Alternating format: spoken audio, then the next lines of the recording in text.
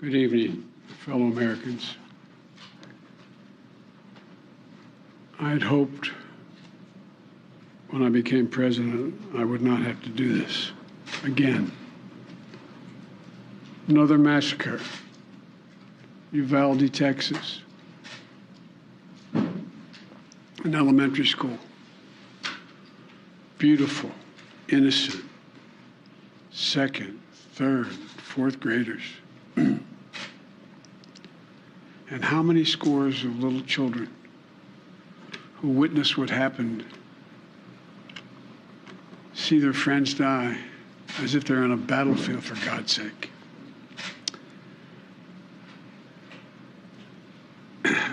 They'll live with it the rest of their lives.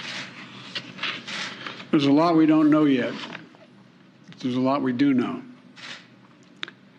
The parents who will never see their child again, never have them jump in bed and cuddle with them. Parents will never be the same. To lose a child is like having a piece of your soul ripped away. There's a hollowness in your chest. You feel like you're being sucked into it and never going to be able to get out. Suffocating. It's never quite the same. It's a feeling shared by the siblings and the grandparents and the family members and the community that's left behind. Scripture says, Jill and I have talked about this in different contexts, in other contexts. The Lord is near to the brokenhearted and saves the crushed in spirit. So many crushed spirits. So tonight, I ask the nation to pray for them. Give the parents and siblings the strength in the darkness they feel right now. As a nation, we have to ask, when in God's name are we going to stand up to the gun lobby? When in God's name we do what we all know in our gut needs to be done?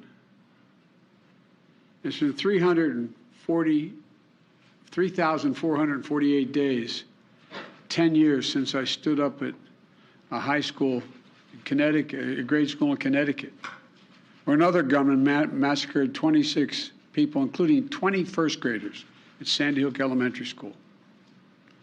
Since then, there have been over 900 incidents of gunfires reported on school grounds. Marjorie Stoneman Douglas High School in Parkland, Florida. Santa Fe High School in Texas. Oxford High School in Michigan. The list goes on, and the list grows when it includes mass shootings at places like movie theaters, houses of worship, as we saw just 10 days ago at a grocery store in Buffalo, New York. I am sick and tired of it. We have to act. And don't tell me we can't have an impact on this carnage. I spent my career as a senator and a vice president working to pass common sense gun laws. We can and won't prevent every tragedy, but we know they work and have positive impact. When we passed the assault weapons ban, mass shootings went down. When the law expired, mass shootings tripled. The idea that an 18-year-old kid can walk into a gun store and buy 2 assault weapons is just wrong. What in God's name do you need an assault weapon for except to kill someone? Deer aren't running through the forest with Kevlar vests on, for God's sake. It's just sick. And the gun manufacturers have spent 2 decades aggressively marketing assault weapons, which make them the most and largest profit. For God's sake, we have to have the courage to stand up to the industry. Here's what else I know. Most Americans support common sense laws, common sense gun laws. I just got off a trip from Asia, meeting with Asian leaders. And I learned of this while I was on the aircraft. And what struck me on that 17-hour flight, what struck me was these kinds of mass shootings rarely happen anywhere else in the world. Why? They have mental health problems. They have domestic disputes in other countries. They have people who are lost. But these kinds of mass shootings never happen with the kind of frequency they happen in America. Why? Why are we willing to live with this carnage? Why do we keep letting this happen? Where in God's name is our backbone to have the courage to deal with it and stand up to the lobbies? It's time to turn this pain into action for every parent, for every citizen in this country. We have to make it clear to every elected official in this country, it's time to act.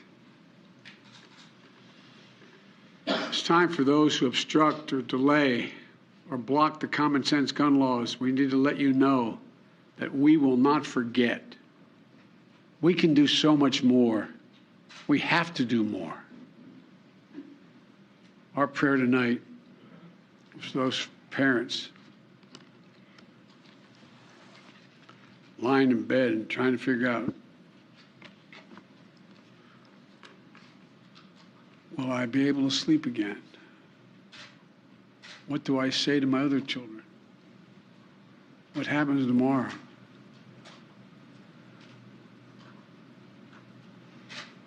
May God bless the loss of innocent life on this sad day.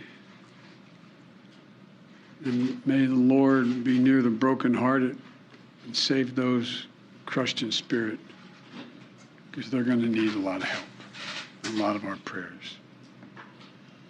God love you. Will you go to Texas?